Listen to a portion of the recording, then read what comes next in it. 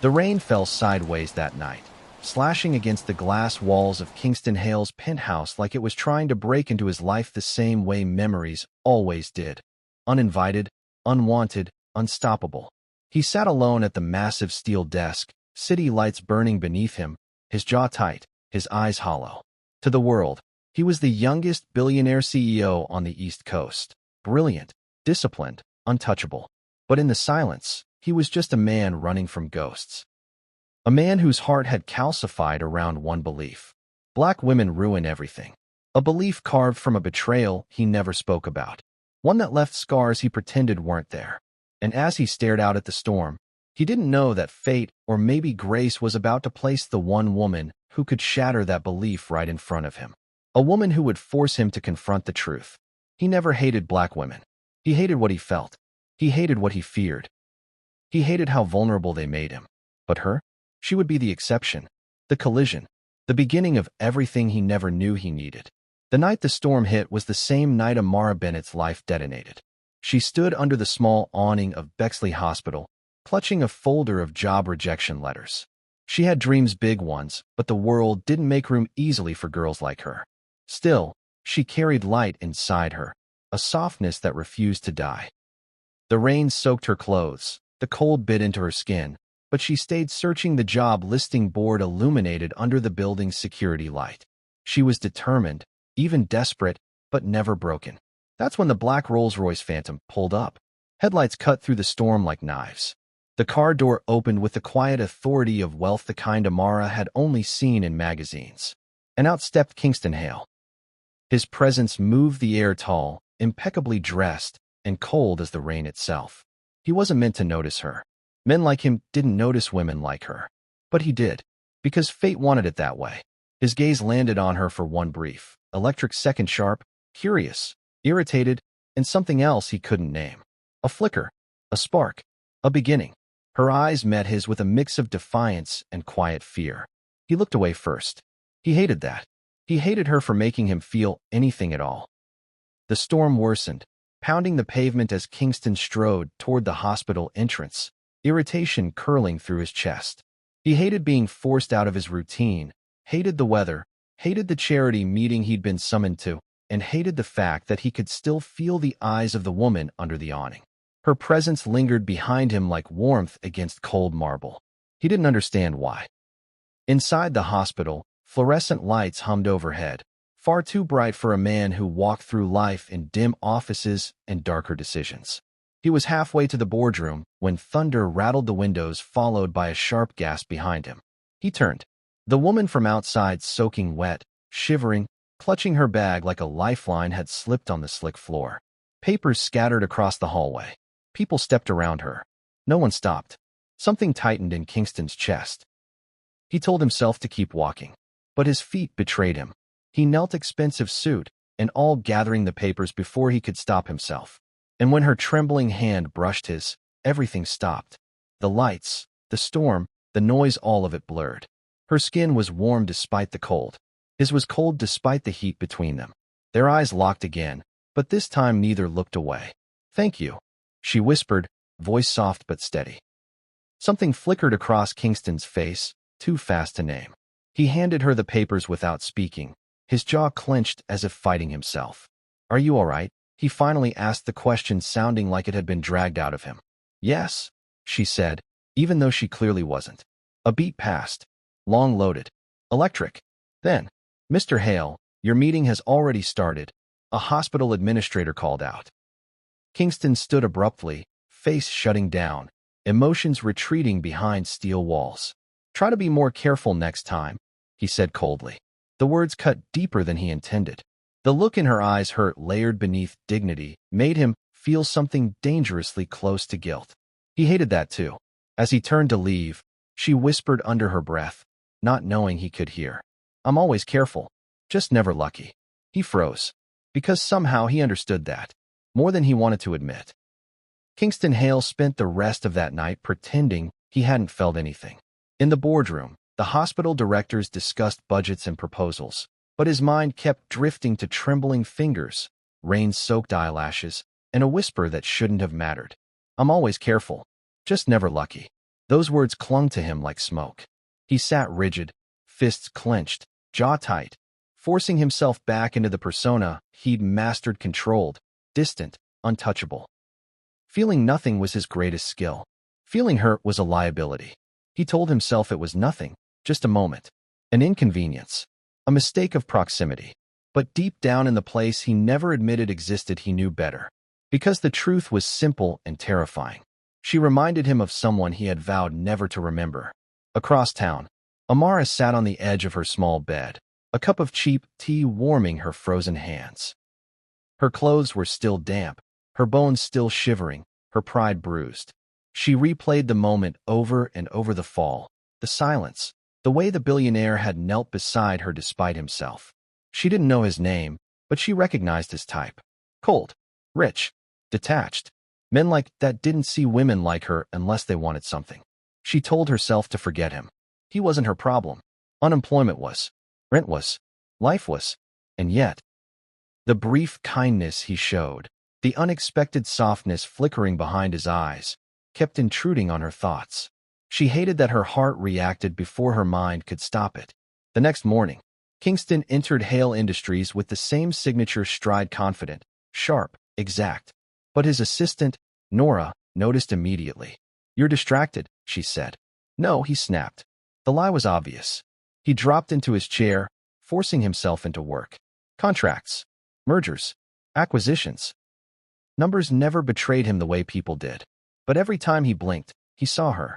Every time he tried to focus, something inside whispered, "Why did you care? Why couldn't you walk away?" He scowled at the thought. "It means nothing," he muttered.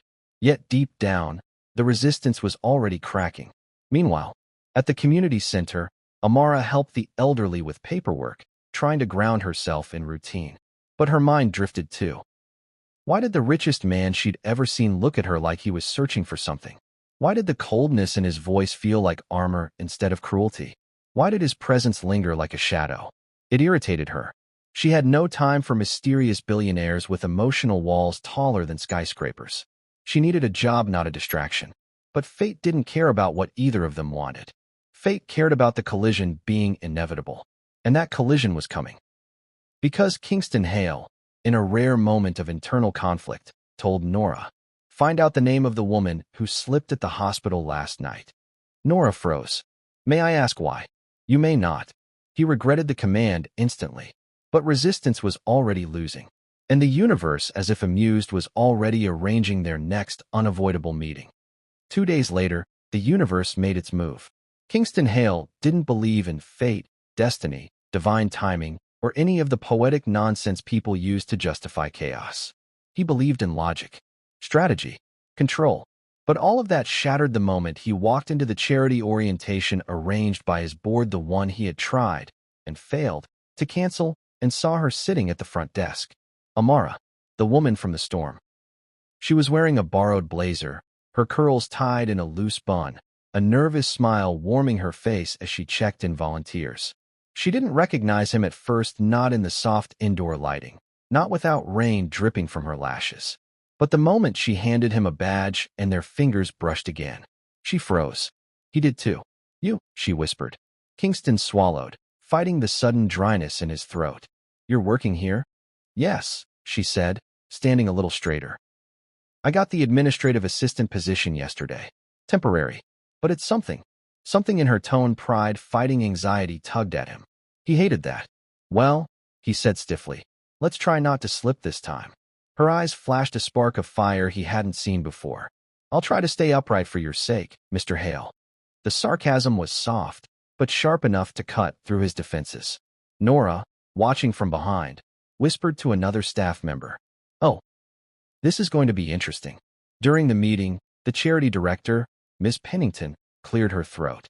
"Due to scheduling conflicts, we are pairing volunteers in twos for the community outreach event. Kingston Hale, you'll be partnered with." Amara prayed for any name but hers. Kingston prayed for the same. Amara Bennett. A silence heavier than air itself settled in the room. Amara blinked. "Wait, what? No. I mean, isn't there someone else?" Kingston's jaw flexed. "I work better alone." Ms. Pennington waved her hand dismissively. "You're both assigned to the youth mentorship program tomorrow. You'll manage the financial planning workshop together. It's final. Amara sank into her seat.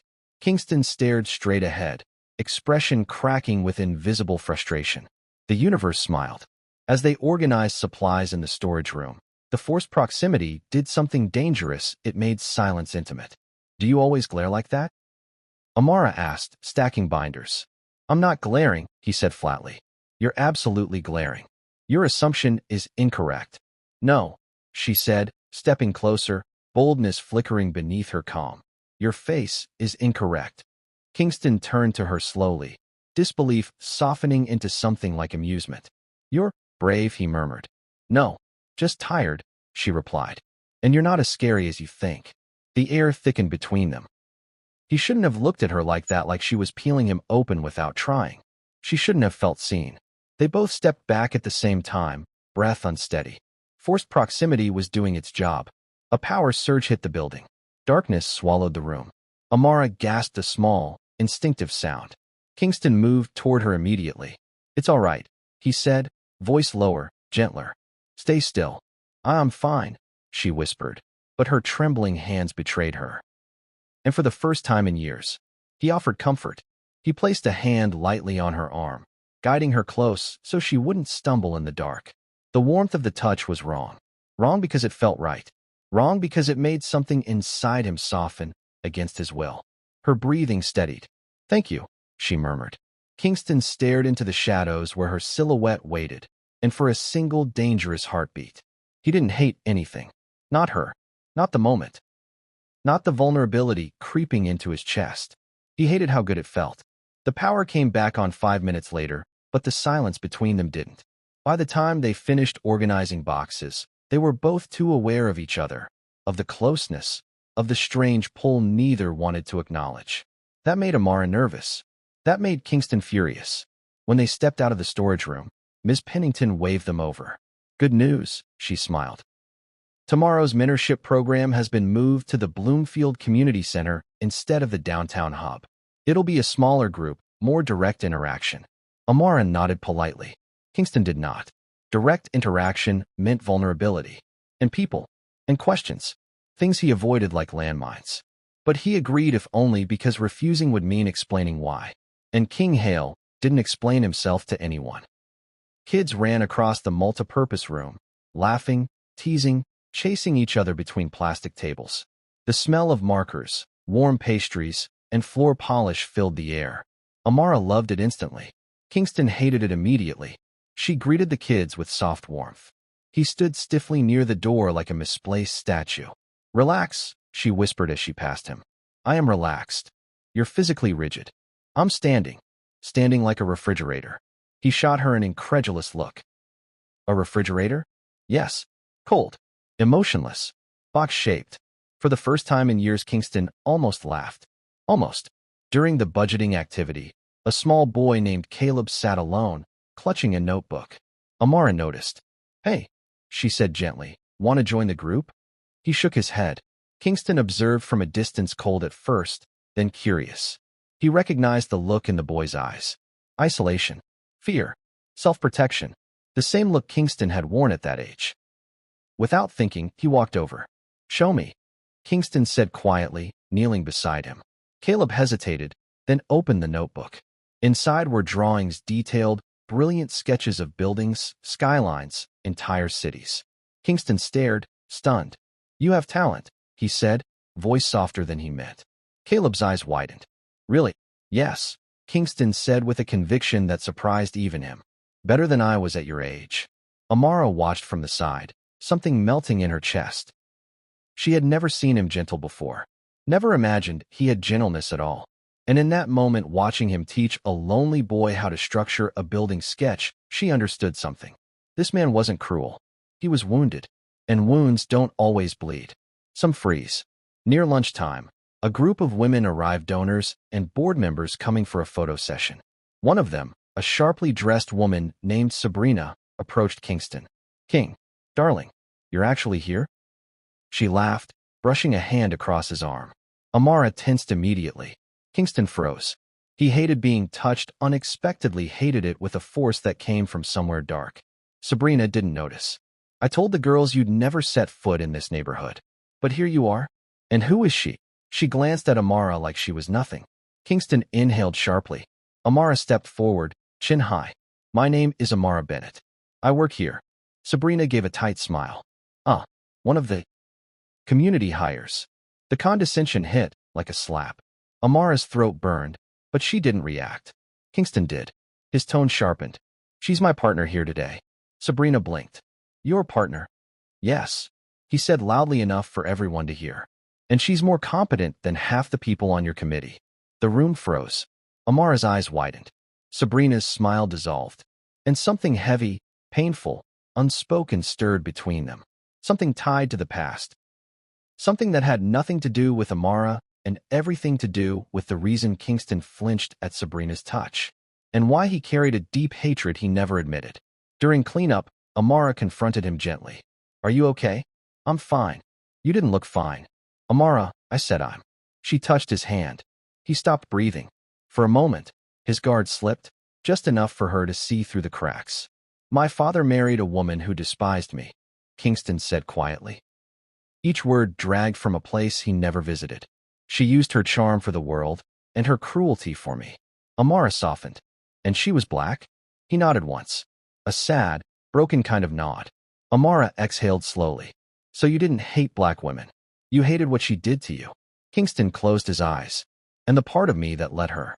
Amara touched his arm, a slow, gentle reassurance. You were a child, she whispered. You didn't let anything happen. You survived it. Kingston swallowed hard, eyes shining with a pain he hadn't let anyone see in years. Her voice dropped to a fragile whisper. You survived her. And that matters. For a moment, he let himself feel it. The truth, the comfort, the possibility of healing. Then he looked at her, really looked at her, and something shifted inside him. Something he couldn't resist anymore. Something he wasn't ready to name. Not yet, but soon. The drive back from Bloomfield was quiet. Not the cold silence they shared before, no. This was a different kind of quiet. A quiet that felt safe. Amara stared out the window, watching raindrops race across the glass. Kingston glanced at her more times than he'd ever admit. The small smile tugging at her lips, the way her fingers tapped softly on her knee, the calm she carried even after chaos. It disarmed him. It terrified him. It warmed him. When they reached the charity building, Amara stepped out of the car and said, Thank you. For today? For defending me. Kingston's throat tightened. I wasn't defending you.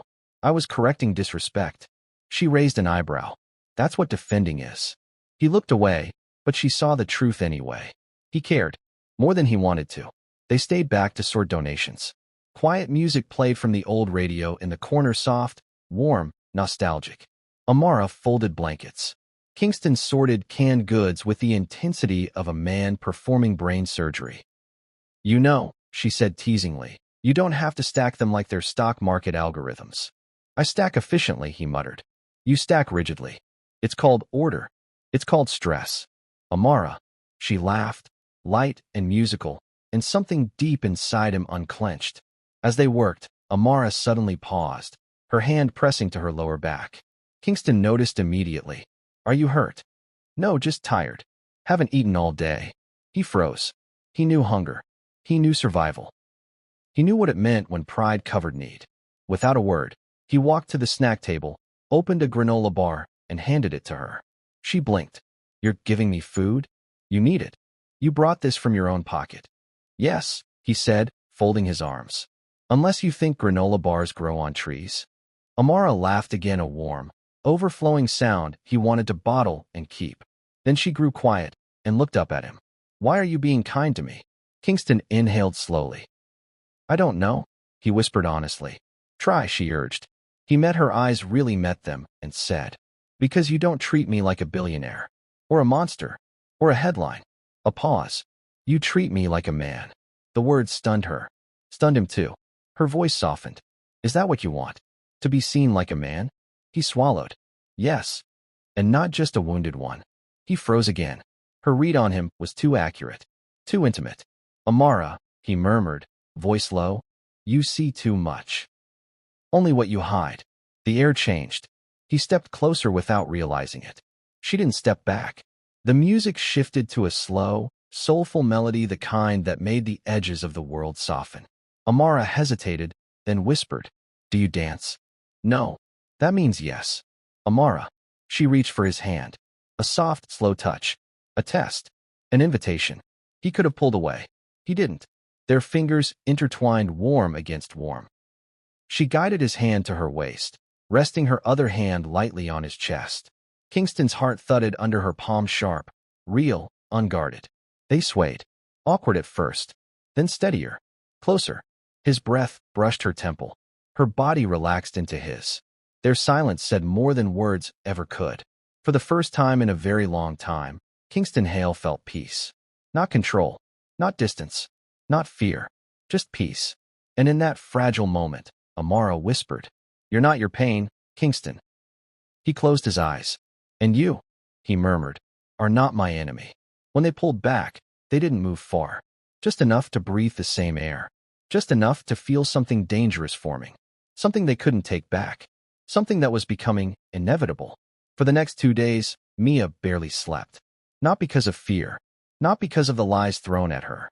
But because she couldn't stop replaying the look in Kingston's eyes that night. That mixture of fury, betrayal, and something softer buried underneath. Something she never dared hope to imagine. Was it guilt?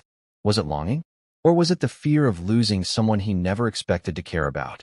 She didn't know. She only knew her heart hurt, and it hurt because she'd let him get close enough to touch it, close enough to break it. Across the city, Kingston sat alone in his penthouse office, lights off, skyline glowing around him like a judge. His hands were clasped in front of his mouth, elbows on his knees, breathing slow and heavy. He hadn't felt this way in years. Not since the day his mother died. Not since the day he learned that trusting the wrong people could ruin everything. Yet here he was, ruined all over again. By a woman who did nothing more than exist. "Mia," he whispered into the empty room. The name felt too fragile to speak aloud. Like it might disappear if he said it too loudly. A knock on the door. "Sir?" His assistant Daniel said softly. "The board wants to know if you're still suspending the charity funding." Kingston straightened. "Tell them yes." Daniel hesitated. "If you do that, the children's ward shuts down." Kingston's jaw clenched. Images flashed through his mind, Mia talking to little patients, laughing with nurses, treating everyone kindly, even when the world gave her nothing back. She deserved better. He knew it. But admitting that meant admitting that he'd been wrong. Horribly wrong. Daniel cleared his throat. "Sir, forgive me, but is this about her?" Kingston didn't look up, didn't move, didn't breathe. "Yes," he finally said. The admission left him trembling. The truth was simple. Mia had become the one thing he feared. A weakness. That felt too much like strength. Back at the hospital, Mia prepared to leave for the night when she saw someone sitting at the far end of the hallway, slumped over, head in their hands. She almost kept walking. Until the figure lifted his head. Kingston. He looked nothing like the controlled, cold billionaire she'd met. His hair was messy from running his hands through it. His tie was gone. His eyes were red, not from anger, but from exhaustion, from worry, from something deeper. Their eyes met. Mia froze. Kingston stood but didn't approach. He looked unsure of himself for the first time in his life. "I shouldn't be here this late," he murmured. "But you weren't answering your phone." "I turned it off," she said. "Because of me?" Silence. Pain flickered across his face, raw, unguarded, human. He stepped forward slowly, like approaching a wounded animal. "Mia, I need to explain," he said. "You don't owe me anything," she replied, voice small but steady. "You're wrong," he said, taking one more step. "I owe you everything I didn't say, everything I didn't do, everything I should have protected you from." Her lips trembled. "Why are you saying this now?" He swallowed hard. "Because losing you felt worse than hating myself." The words hit her chest like a soft explosion. She didn't move, didn't breathe. He reached into his pocket and held out a small access badge, her employee ID. "I reinstated you," he said, "with a raise, and security clearance, and full protection." She stared at him, confused. "Why would you do that?" His voice cracked. "Because I want you here. Because I want you safe. Because..." He stepped closer. "Because I'm done pretending I don't feel something for you." Mia's breath caught. Kingston exhaled like he had been holding the words in for years. "I never wanted to feel this," he whispered. And I definitely didn't expect to feel it for you. Her eyes filled. Because I'm black? He closed his eyes. No, he said softly.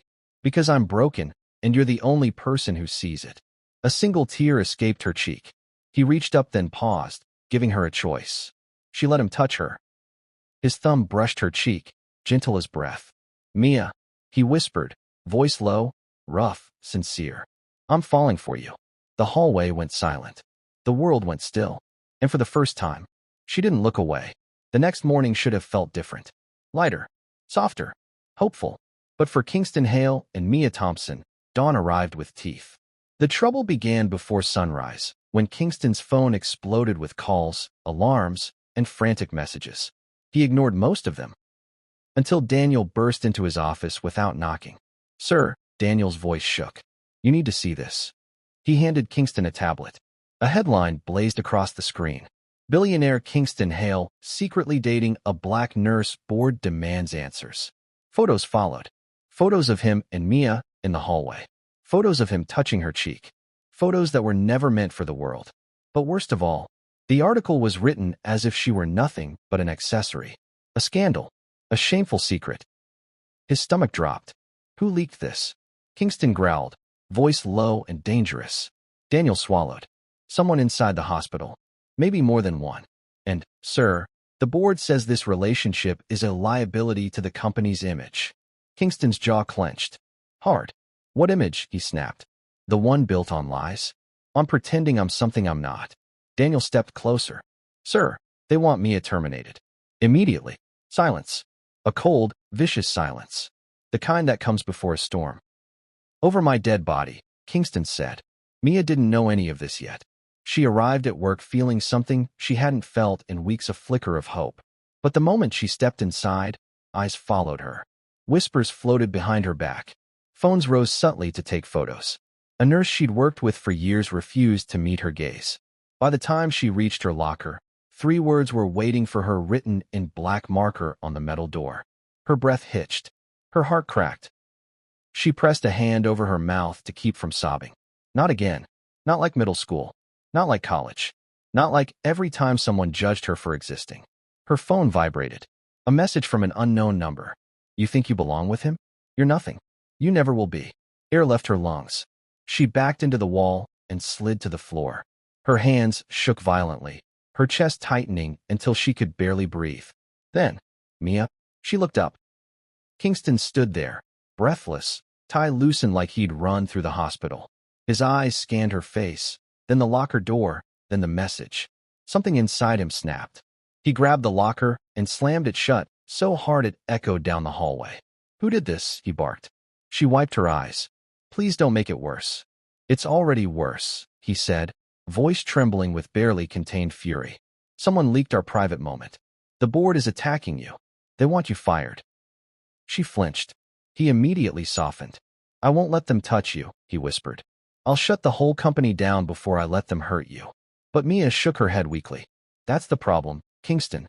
Being with you is hurting me. His heart dropped into his stomach. She looked up at him, eyes red. Voice breaking, and it shattered him. I don't want to lose you, he whispered. I don't want to lose myself, she whispered back. He reached for her hand. She pulled it away. That small movement, that single inch of distance felt like a knife twisting slowly in his chest. Maybe we need space, she said. The words were soft, but they detonated inside him. No, he breathed. Mia, no. Don't do this. Don't walk away from me. Tears blurred her vision. Her voice cracked. I'm not walking away. I'm just breaking before I break completely. She turned and hurried down the hallway. He took one step forward, then froze, because chasing her now would make him look like the monster everyone already painted him to be. So he did the one thing that terrified him more than anything. He let her go, and for the first time in his life, Kingston Hale felt helpless. Truly, utterly helpless. The next morning, Kingston Hale woke with one thought. I can't let her hurt alone. Not this time. Not ever. He called in every favor, every connection, and every ounce of influence. Within hours, the hospital's internal investigation identified the culprits who had leaked private photos and written hateful messages. They were terminated immediately. Then Kingston requested a private meeting with the hospital board. Standing in the sleek conference room, He did something he had never done before. He spoke from his heart. Amara Bennett is not a liability, he said, voice steady but unwavering. She is integrity. She is compassion. And anyone who says otherwise has no place in this institution or in my life. I will not allow her to be harmed because of her race, her courage, or her worth. The board fell silent. Some nodded. Others were clearly uncomfortable. But Kingston didn't care. Because this wasn't about the board. This was about her. Meanwhile, Amara sat quietly in the hospital lounge, doubting herself, doubting her worth. Her phone buzzed. A message from Kingston. Meet me at the rooftop garden. 10 minutes. Please. Her heart skipped, but she didn't hesitate. She had waited for him to fight. For her dignity. For her. For them. She found him standing under the soft morning sunlight, city skyline behind him. He looked different. Less armored. More human. He held out his hand. I never wanted to lose you, he said softly. Not to fear. Not to hate. Not to anything. She hesitated for a heartbeat, then stepped forward. I was scared, she admitted. Scared of what people would say. Scared of losing myself. And yet, he whispered, brushing a strand of hair from her face. You never lost yourself to me. The moment stretched between them, quiet, electric, healing. He knelt not on one knee, not as a billionaire playboy gesture, but humbly, with sincerity that could shatter walls. Amara Bennett, will you let me prove every day that I can be the man you deserve? Tears filled her eyes. Not from pressure, not from expectation, but from relief, from love, from finally being seen. Yes, she whispered. Yes. He pulled her close. Her forehead rested against his chest, and for the first time, they didn't need words. The warmth, the trust, the love they had fought so hard to find, all of it filled the space between them. That night, they returned to the hospital rooftop. The wind tugged softly at their clothes. Kingston looked out at the skyline, then back at her.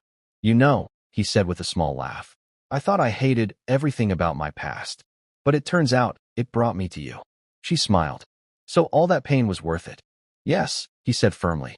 Because it made me recognize what matters. And that's you, Amara. Always you. Months later, the charity program thrived. Kingston and Amara were inseparable, balancing love, work, and laughter. The hospital recognized their mentorship program as one of the most successful initiatives of the year. Kingston's heart, once closed and frozen, had melted entirely, and he embraced vulnerability with her guidance. Their story, from hate and fear to trust and love, became a quiet legend in their circles. Not because of wealth, scandal, or gossip, but because they had chosen courage, honesty, and each other. Underneath the city lights, on the same rooftop where they had reconciled, Kingston whispered, I never believed in forever until I met you. Amara smiled, resting her hand in his. And now, she said softly, we live it, every day. The city stretched endlessly around them. The storm had passed, and their love, hard-won and unbreakable, shone brighter than the skyline itself. Have you ever found love where you least expected it, the kind that changes who you are? Share your story in the comments. Someone might need to hear it today.